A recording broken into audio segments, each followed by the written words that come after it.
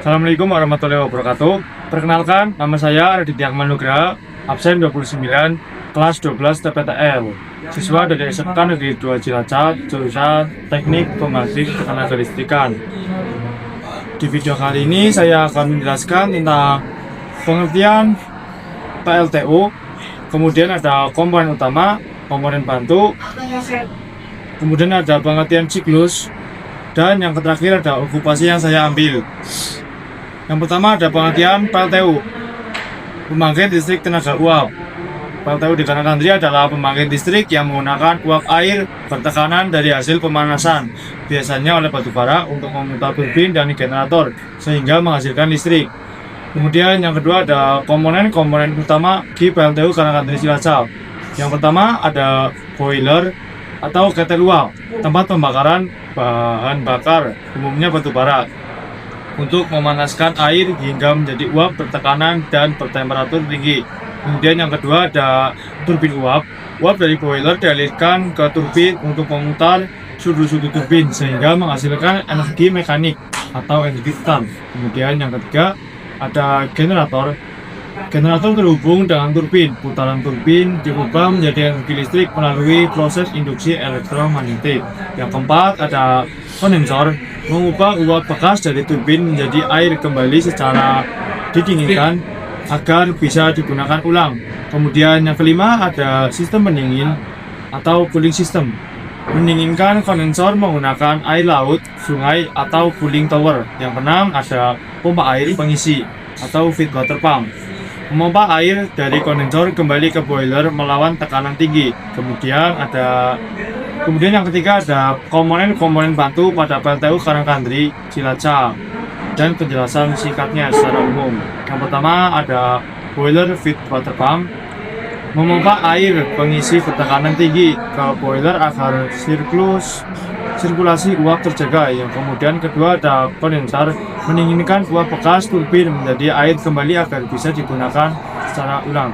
Yang ketiga ada cooling system atau cooling tower, membuang panas dari kondensor menggunakan air pendingin atau udara. Yang keempat ada feed water heater, yaitu memanaskan air pengisi sebelum masuk boiler untuk meningkatkan efisiensi. Yang kelima ada air preheater atau APH, memanaskan udara pembakaran menggunakan gas buang boiler.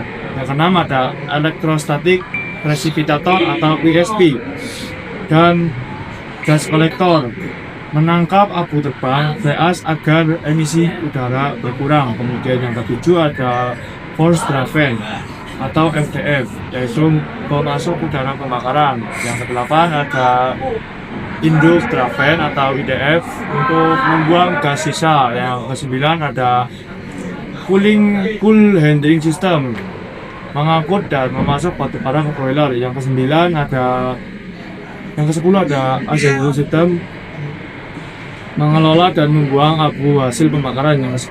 Yang ke-10 ada trafo dan sistem kelistrikan, yaitu menyalurkan dan menyesuaikan tegangan listrik untuk peralatan PLTU.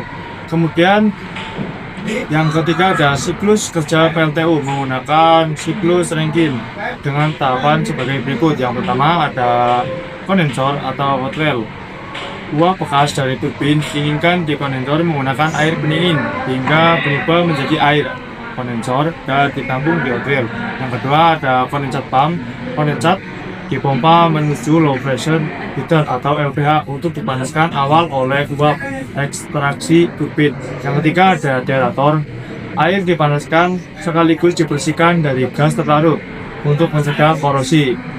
Yang keempat ada boiler feed pump atau BFP.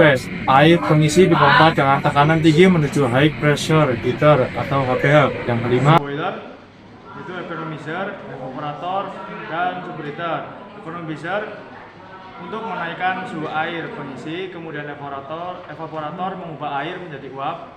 Yang terakhir ada superheater, meningkatkan suhu uap agar efisiensi turbin lebih baik.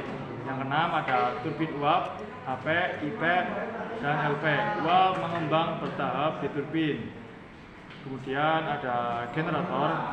Energi mekanik di turbin diubah menjadi energi listrik di pel dipanaskan kembali di boiler sebelum masuk turbin LP untuk meningkatkan efisiensi dan mencegah kelembapan. Kemudian yang kesembilan ada kembali ke kondensor.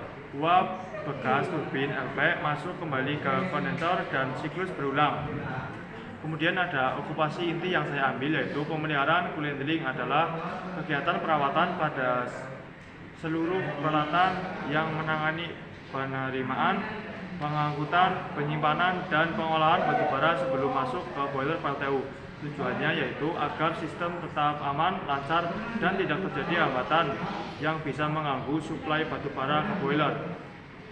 Berikutnya ada peralatan yang dipelihara, yaitu yang pertama ada belt conveyor, pemeriksaan kondisi belt, roller, alignment, tension, dan pembersihan debu. Kemudian yang kedua ada crusher, yaitu cek hammer, housing, getaran, serta pastikan ukuran batubara tetap standar. Kemudian yang ketiga ada puli dan bearing, yaitu grease rutin, cek suara, kemudian ada getaran dan kondisi bearing. Yang keempat ada motor dan gearbox, yaitu cek oli, suhu, getaran, dan kebocoran. Kemudian yang kelima ada transfer tower, yaitu pembersihan penumpukan batubara. Kemudian ada dust collector, yaitu pemeriksaan water supply, dust collector, dan fogging. Kemudian ada jenis-jenis pemeliharaan di coolant handling. Yang pertama ada preventive maintenance, yaitu pembersihan rutin. Kedua ada pengencangan baut. Kemudian ketiga ada greasing bearing. Kemudian pemeriksaan belt, roller, dan motor. Kemudian yang kedua ada predictive maintenance, yaitu analisa getaran, vibrator, termografi, suhu. Kemudian ada monitoring ketebalan belt. Kemudian yang ketiga ada corrective maintenance, perbaikan belt robek. Kemudian penggantian roller bearing rusak. Kemudian perbaikan cut yang bocor. Yang keempat ada shutdown maintenance, perbaikan besar saat unit berhenti operasi. Kemudian ada tujuan utama pemeliharaan coolant handling, yaitu menjamin suplai batubara tidak putus, mencegah kerusakan besar pada peralatan, mengurangi resiko kebakaran akibat debu, kemudian menjaga efisiensi dan keandalan PLTU. Kemudian okupasi pilihan yang saya ambil yaitu pemeliharaan assembly. Assembly adalah sistem yang berfungsi mengumpulkan, memindahkan, dan membuang abu hasil pembakaran batubara, baik bottom ash maupun fly ash, agar sistem bekerja lancar dan tidak terjadi penyumbatan. Pemeliharaan rutin saat penting, yaitu tujuan pemeliharaan menjaga aliran abu tetap lancar. Kemudian ada mencegah blok, kebocoran, dan kerusakan peralatan. Yang terakhir memastikan sistem kerja aman dan efisiensi. Berikut penjelasan yang dapat saya sampaikan, kurang lebihnya mohon maaf. Wassalamualaikum warahmatullahi wabarakatuh.